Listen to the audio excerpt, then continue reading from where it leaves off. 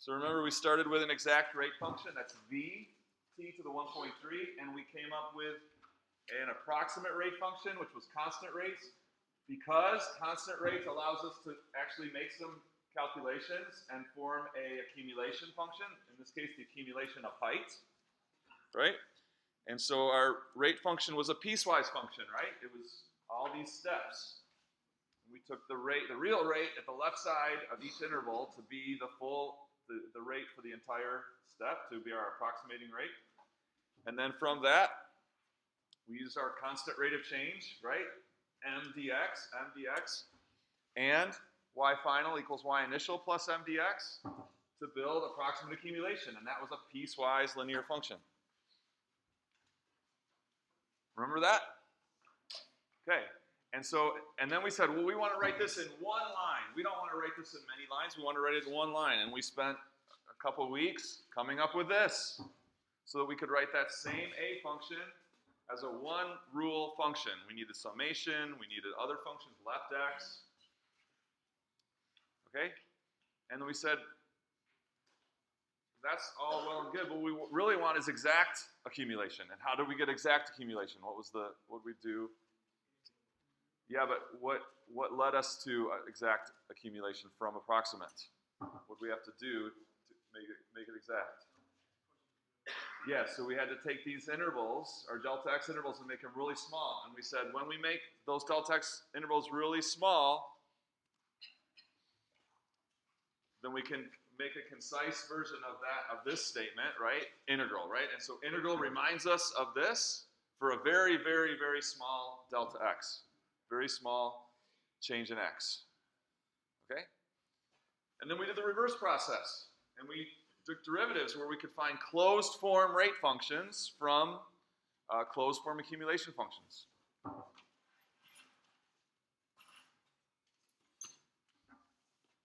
And so that all leads us to this. We've got exact rate of change, and now we want to find an exact accumulation function and do some calculations relative to that. So here's some questions. If we put everything together that we've learned this semester, we should be able to answer. The first one is, express and calculate the exact change in height of the rocket from 2 to 5 seconds after launch. We've got everything we need to do this. Go. Can you do it? Express and calculate the change in height of the rocket. We're going to get a number now. So without technology, we can actually, maybe just a few punches in the calculator, but we can actually get a number now.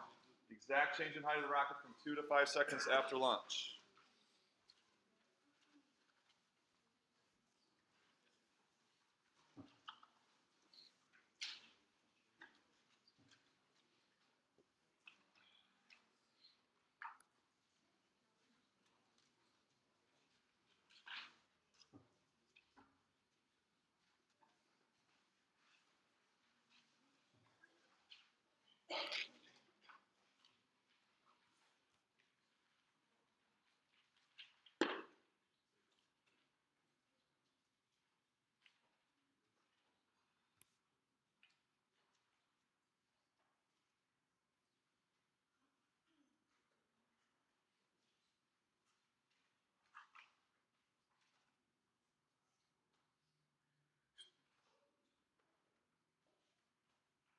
Okay, how many people are confident that they can express that correctly? Express that correctly.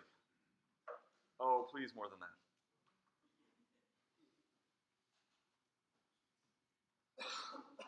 Did you get it right here? Tell me. I want to express the exact change in height of the rocket. You don't have to stand up. Okay, you can stand up if you want. Integral. All right. 2 to 5.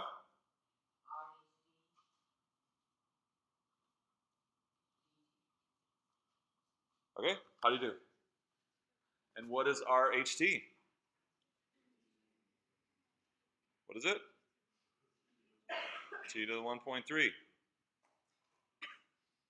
Part 2. Calculate it. We have the tools. This expresses the exact change in height of the rocket from 2 to 5. Now we can find the value. Now we can find that value. This is really cool. took us almost all semester to come to this place. Do it. Right? Because this is an open form expression, right? This is open form. How do we get something that we can calculate? How can we get something we can calculate?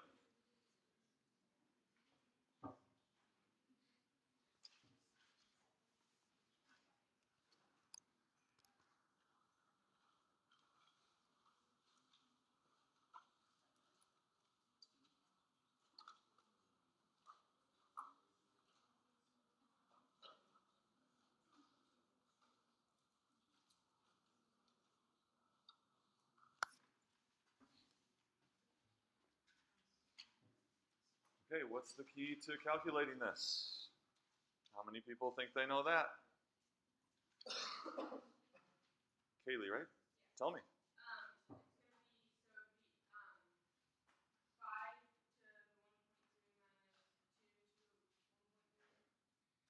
Okay, so you want to plug 5 and 2 into the rate function and subtract? That's what it sounded like you did. You did 5 to the 1.3 minus 2 to the 1.3.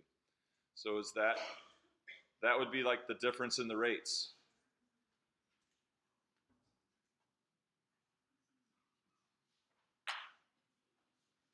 Okay, Ashley.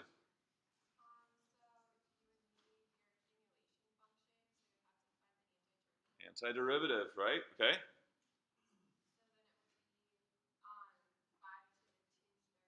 Okay.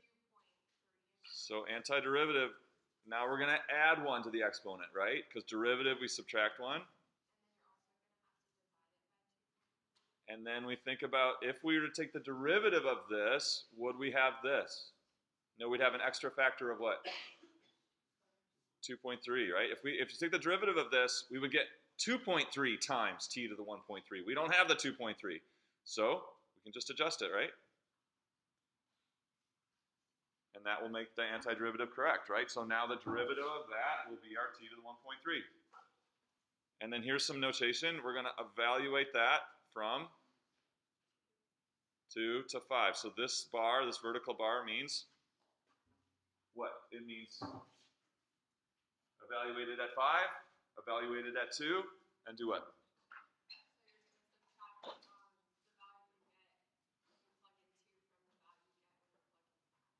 Well said.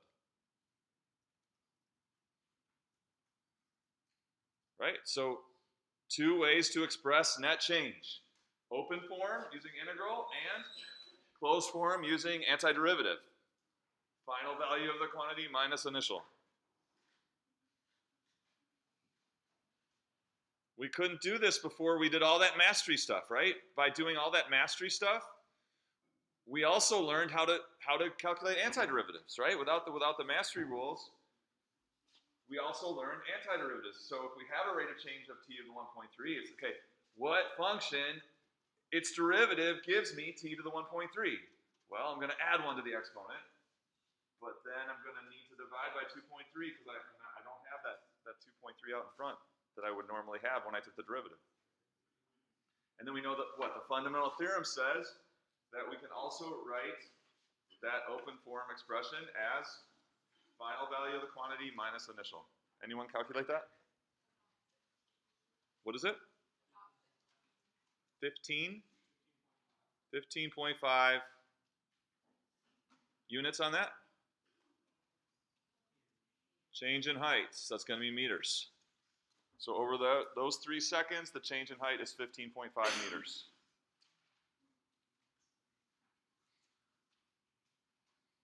Okay, so do you see how much of what we learned this semester comes to answering this question, right? So all the work that came to understanding this open form expression. And then all the work we did to enable us to write it in closed form and actually get something we can calculate. Really important questions. Okay? If the rocket is launched from a platform 6.5 meters above the ground, write a function for the height of the rocket t seconds after launch. If the rocket is launched from a platform 6.5 meters above the ground, write a function for the height of the rocket t seconds after launch. And I'll say first in open form and then in closed form. First open form, then closed form.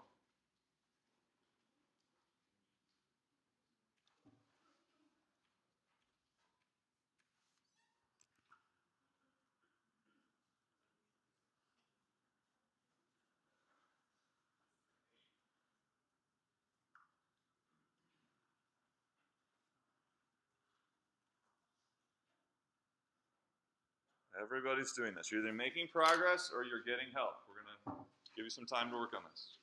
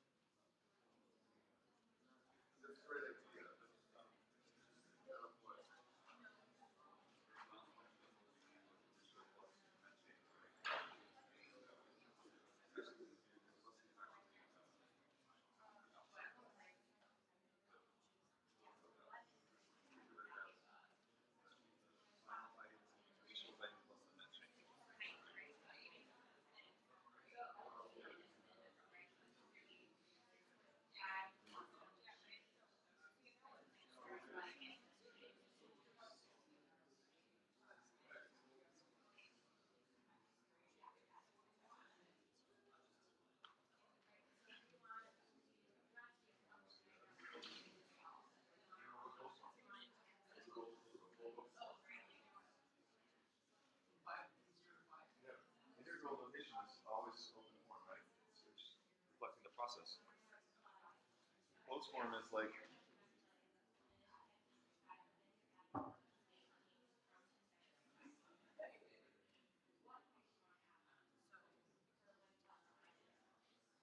so h of t equals, somebody new, think you got it. Aiden.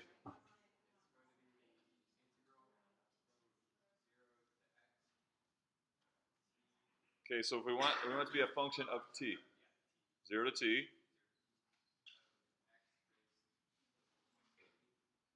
Okay. Let me put that in front. H of x, or h of t equals, I'll put that 6.5 in front, right?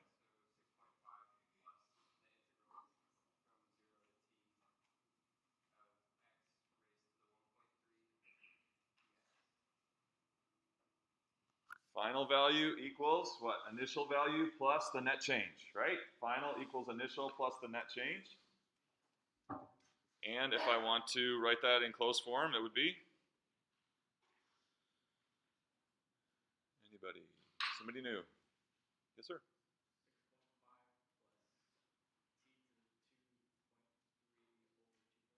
Uh-huh.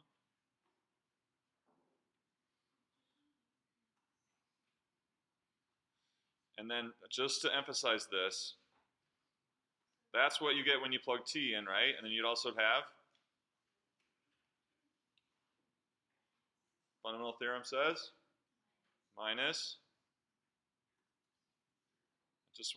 I know it's equal to 0, but we want to just remember that this is where this is coming from, okay? Because not all the time when you plug in 0 to something do you get 0. Okay? So not all the time when you plug in 0 into an expression do you also get 0. So just, yes, that does equal 0, and then the final closed form would be just what he said before. But just to emphasize that integral is t, that antiderivative evaluated at t minus the antiderivative evaluated at 0. Okay, and so then we won't do it, but how would you find the height of the rocket at 4 seconds? How would you find, tell the person next to you, how would you find the height of the rocket at 4 seconds?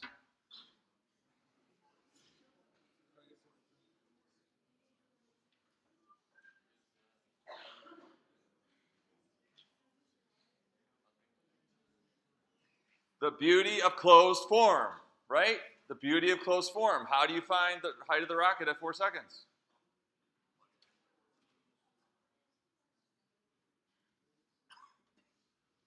Tell me in the back. Sure. Yes, sure, yes.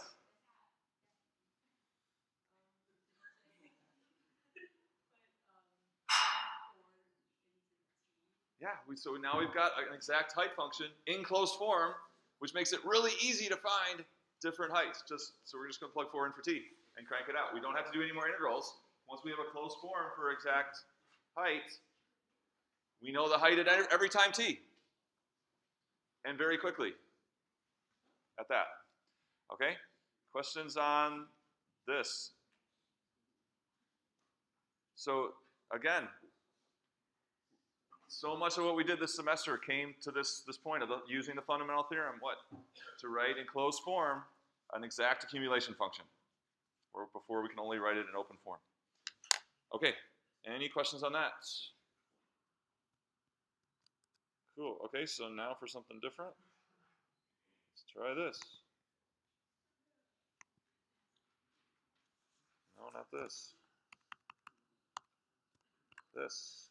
Here we go. Okay, so again, rate, approximate rate, and approximate accumulation. How did we do it?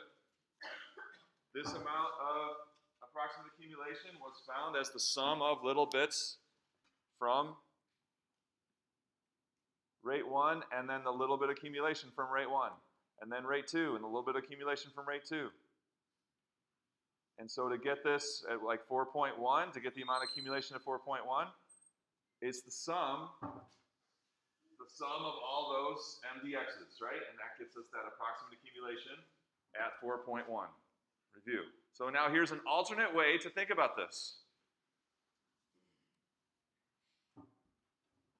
R1 delta x, if you notice, delta x is this little distance here, and R1 is this distance here. So when you multiply this base times this height, what do you get? What is that R1 delta x in a geometric perspective? Area of this rectangle. You see this? It's area of this rectangle. So R2 times delta x, likewise, is a base times a height. It's the area of that second rectangle. Okay? But this is only true because of the way that we graph things. All this stuff about accumulation and rate, that's the real meaning behind this. And then because we happen to graph in a perpendicular coordinate system, it just turns out that these little expressions could also be seen as areas. It's kind of like a coincidence, or just kind of this unintended consequence. That when we work with all this stuff and we're in a certain coordinate system, x and y being perpendicular, that these little calculations could also be seen as areas of rectangles. Okay? So the integration is remotely related to areas of rectangles is entirely an artifact of graphing R in rectangular coordinates. If you graphed R in a different coordinate system, then the area is off the table. The area idea, you can't do it. It's only because of the specific way that we graph x and y. So the real meaning is rate and accumulation, but in rectangular coordinates, this area thing is also a possible interpretation. Okay? It's not deep, right? It's not deep. I just showed it to you in 3 minutes, right? So what happens when we make the interval smaller? Well, we get lots more thinner rectangles. So I made the interval smaller, and now I got a lot more thinner rectangles. And so the sum of the areas of those rectangles is converging to what? If we kept making the interval smaller, what would that sum of those areas be heading towards? An exact area between the curve and the x-axis. Okay? So wide rectangles are going to be an approximate to this area. And then the smaller your rectangles get, like this last image, that's really thin rectangles, doing a really good job of approximating this area, which we get when the interval is really small. Okay. Again, it just took me 5 minutes to show you that, right? It's not really that deep. It has application. It's important, okay? But calculus is about rate and accumulation that we spent all semester on. Okay, so let's summarize that. If f, so f is, if it's a rate of change function, that's what we talked about all semester, then what does the integral from a to x f of t represent? What does the integral from a to x f of t represent if we think of f as a rate of change function?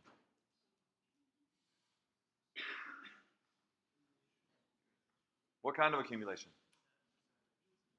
Exact net accumulation, right? Starting from a. It's the amount of accumulation and the net change you get starting from a.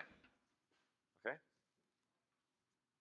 So the accumulation of a quantity with rate f and a reset, that's what we mean by net, a reset at x equals a, so that we get zero accumulation at a, and we're calculating the change from a. Okay, but now we're seeing that, so yes, and that's that y value of the accumulation graph.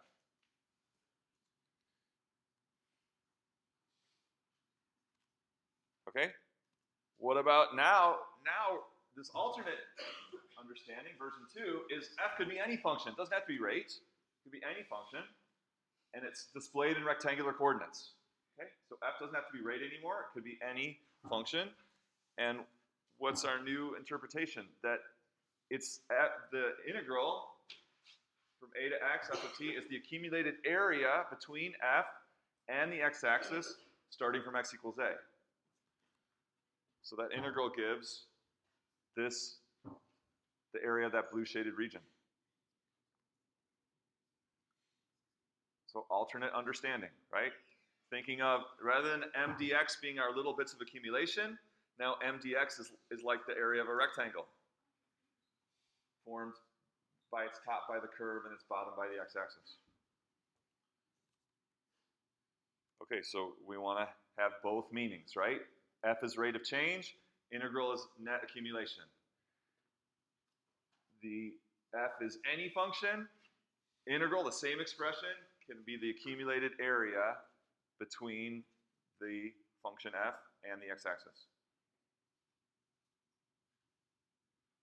So let's dive a little bit deeper into this idea of area. Questions on this summary? Okay, so here's this function g of x, and there's the rule for it, and there's a picture of it. So this expression, negative 0.5 to 4 g of x dx, so let's talk through it in two different ways. First of all, if gx is a rate function, if gx is a rate function, then what does this calculate? Negative 0.5 to 4 gx dx, if it's a rate function. Net accumulation starting from negative 0.5, ending at 4, at the rate g of x, right? At the rate g of x. So let's talk through that. What's going to happen? Starting at negative 5, tell me about the accumulation in general. What's going to be happening to the accumulation here? It's going up, right? Why do we know it's going up? Rate is positive. And then we get here.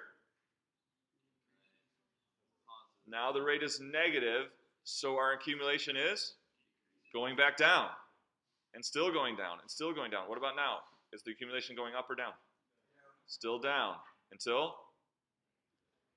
And then it starts going back up again because the rate is positive. And so in this calculation of this integral, all that is assumed that we're going to get that positive contribution to accumulation in that first part, and then in that integral, it's going to include a negative contribution for that whole middle part, and then it's going to start increasing again and have a positive contribution at the end. All right, so in calculating this integral as a net accumulation, it's kind of like adding, increasing, adding, and then subtracting a bunch, and then adding again. And that's all built in to this expression because when that rate turns negative, the accumulation is going to go down. So what does that mean for now if we change our view of this and look at g as just any graph, and we want to think of now this same thing in terms of area? What is that going to mean? So what will this thing calculate in terms of area? So let's call this first one here, A1, and this second one, A2, and this third one, A3. And when I say A1, A2, and A3, I'm talking about physical areas which are always positive quantities. So the area of that red shaded region, A1, that's a positive number. That region of A2, that's a positive number. You can't have negative area. Okay, so that has to be positive. A3 is positive. So in terms of A1, A2, and A3, what is this integral going to calculate? What will it calculate? Tell the person next to you. What do you think this integral is going to calculate if we wrote an expression in terms of the positive areas A1, A2, and A3? Go. Talk about it.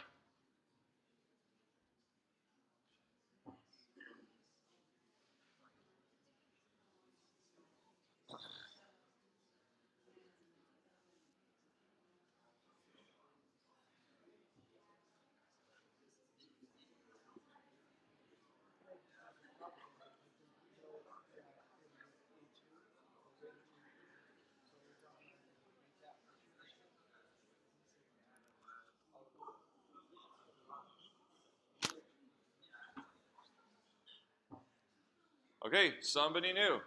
I want to write what this integral will equal in terms of the areas A1, A2, and A3, which are all positive values. I want to write what this expression will equal. Somebody new? Yes, sir.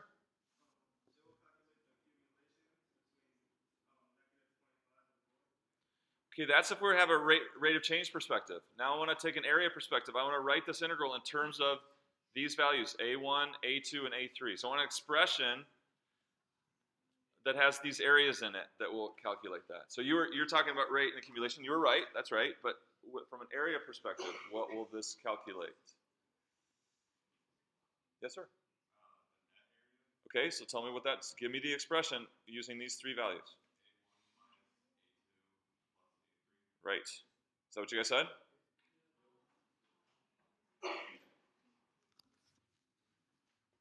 So A2 as an area is a positive amount of space. You can't have a negative area. You can't have negative space. But we know that integrals, when the rate function is negative, has a negative contribution to the integral.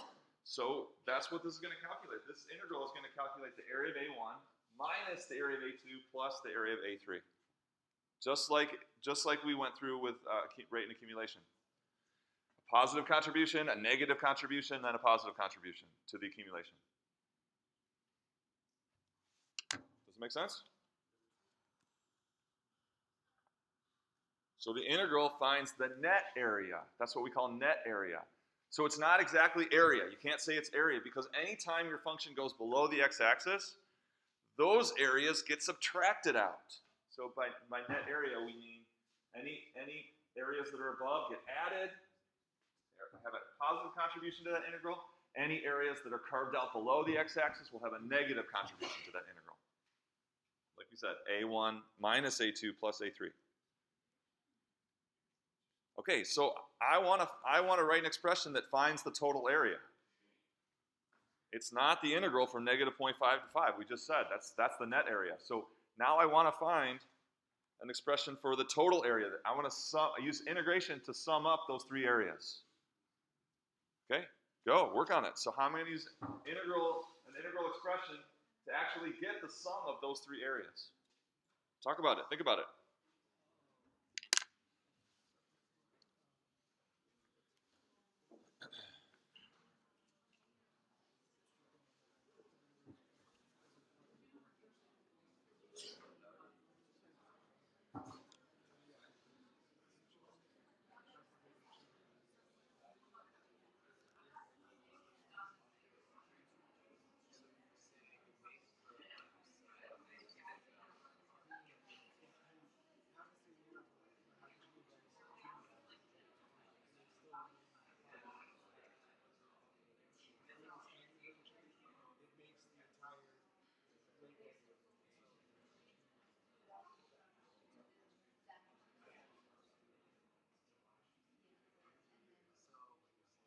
Here's a hint.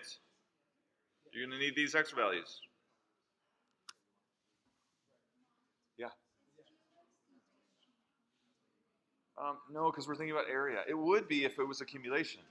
If we were talking about net accumulation, then it would be a rate of change function. But when we're in the area perspective, it could be any it could be any function. It doesn't have to be rate. But yes, if it were accumulation and rate of change, then G would be rate. Does that make sense?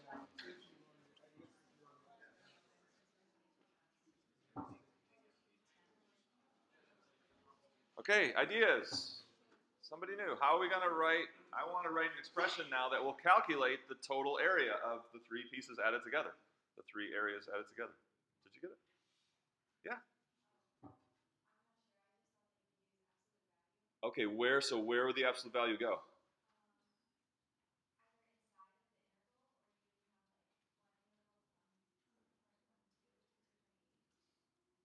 Okay, so you want to do the absolute value where? Inside? Is this what you're thinking? So here's one possible, what do we say, negative 0.5 to 4? What do you guys think about this? Well, does it work? So at the beginning, from 0 to 0.12, this is just going to be G, right? This is just going to be G, and it's going to have all that positive contribution of the red area, right? And then what's going to happen from 0.12 to 2.8? What are we going to have there? It's going to be the opposite of G, which will be all the positive versions of those values, right? So it's going to actually, it won't calculate the area here, but it'll be the same area above the x-axis, right? Because it'll be all those y values, the opposite of them, which would all be positive. And then again, it gets to 2.8, and it's just going to be G. So it works. This works. But what's that? So that we'd have to do this piecewise, right? We'd have to do this piecewise. So what's another way I can write out how to add up to get the total area? Yes, ma'am. Do the integral from -0.5 to 0.12 Okay. G of x dx Right. plus the integral of 0.12 to 2.8 the absolute value of G of x dx. Okay. So what if I want to avoid absolute value? What can I do? What is the absolute value doing there? What is it doing? Right. So we can just do that, right? So instead of adding this integral, I could just subtract this integral, and then? And then you add the integral of 2.824 of G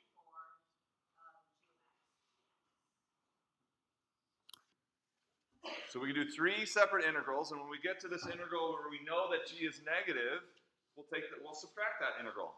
We'll be subtracting that negative value, because that integral will be negative, and then it'll give us the area. The opposite of that middle integral gives us that area, positive value. So we do positive minus that integral plus that integral, and that will be the same as this, but then this is actually something that we could calculate. Does it make sense? Questions on that? So here's this again. So we're going to do the positive negative 0.5 to x1, negative G of x from x1 to x2, and then positive from x2 to 4. And that will be the total area.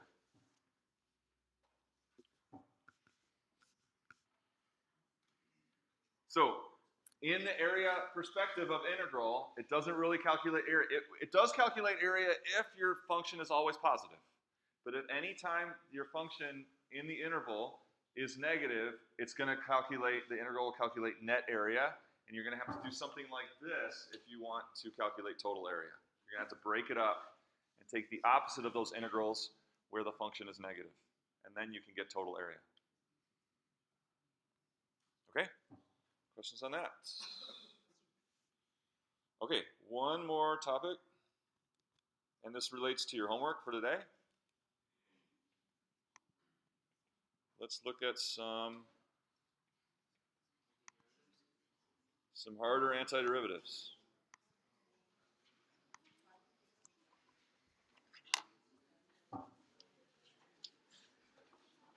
So some of your homework that little activity, that homework led you through was, those were the result of chain rule. And so if you really know the chain rule, and you can see that, say, oh, this thing that I'm looking at is the result of a chain rule derivative. So what was the original function for which, if I did the chain rule, I would get this one I'm looking at? So we're thinking about the chain rule in reverse, or undoing the chain rule. Okay, so what does the chain rule say? It says that if you have g f of x, the derivative is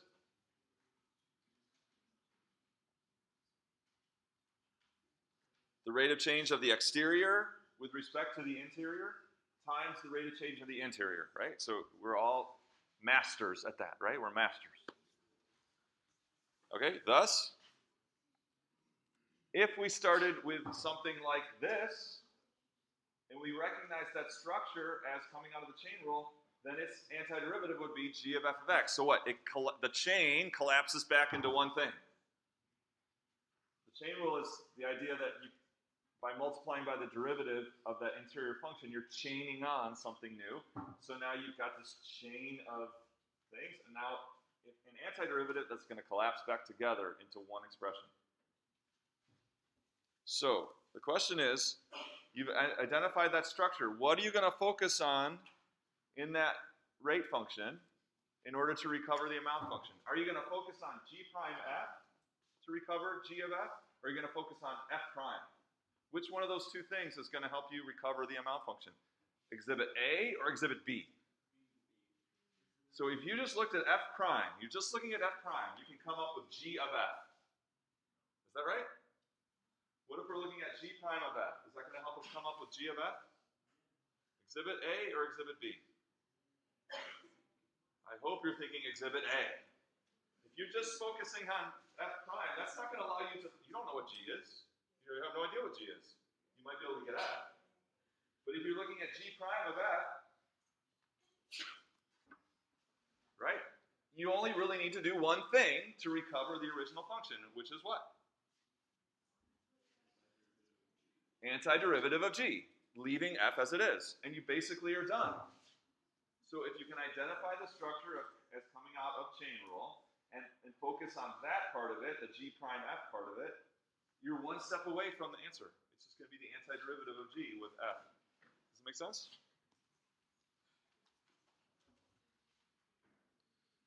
So write the antiderivative of the exterior function g prime, keeping the interior function as it is.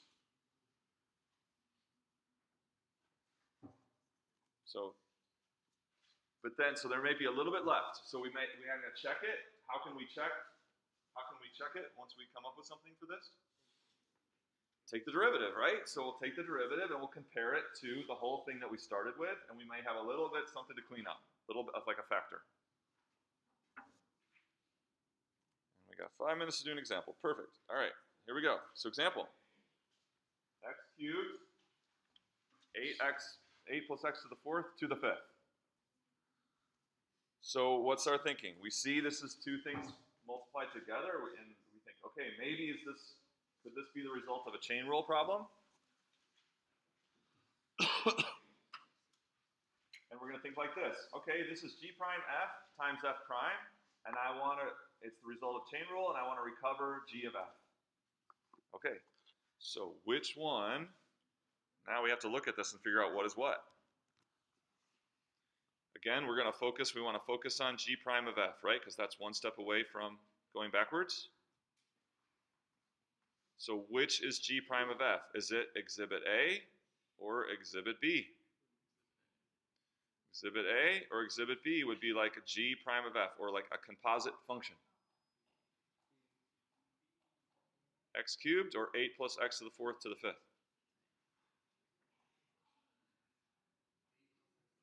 It's this one, right? Composite function.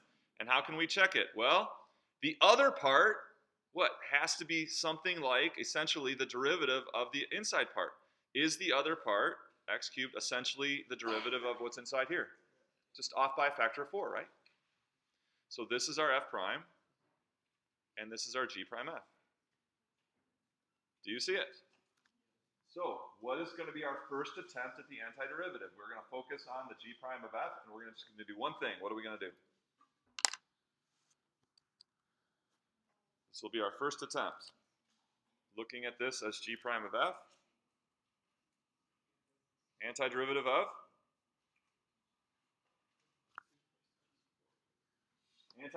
the exterior. Antiderivative of the exterior, which will be leaving the interior as it is, which will be 8 plus x to the fourth to the also a 1/6. So, and that's it. And now what are we going to do? So now we're going to check. How do we check? This is called our first attempt. How do we check that? Do the derivative. Derivative is 6 times 1/6. 8 plus x to the fourth. This is just like a mastery problem now. To the fifth times 4x cubed. And now we ask ourselves, is this exactly like the rate function we were given? And if not, we're going to make a second attempt. So, is it exactly the same as what we started with? It's off by what? It's 4 times too much, right? It has an extra factor of 4. So then we think about how do we adjust the second attempt so that 4 is not there, and then we'll have it. Yeah.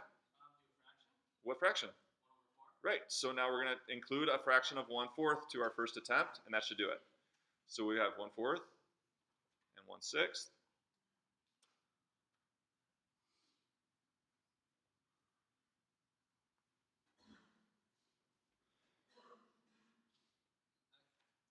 Yeah, go ahead. And we can simplify that as 1/24. Did you want to? What I meant to say is probably put the 1/4 by the x, by the what is going to be the x cubed. That's what I meant. Whoops. So this is our check. This is our derivative. This is our attempt at the answer. So we're adjusting our attempt at the answer.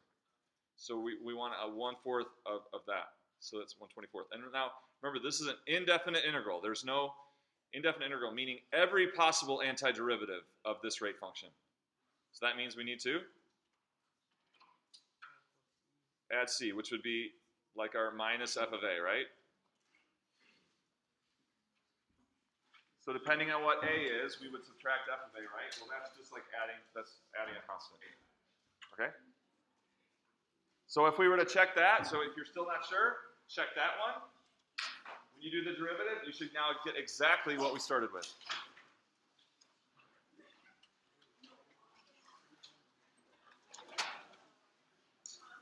Okay, thank you for your hard work this semester.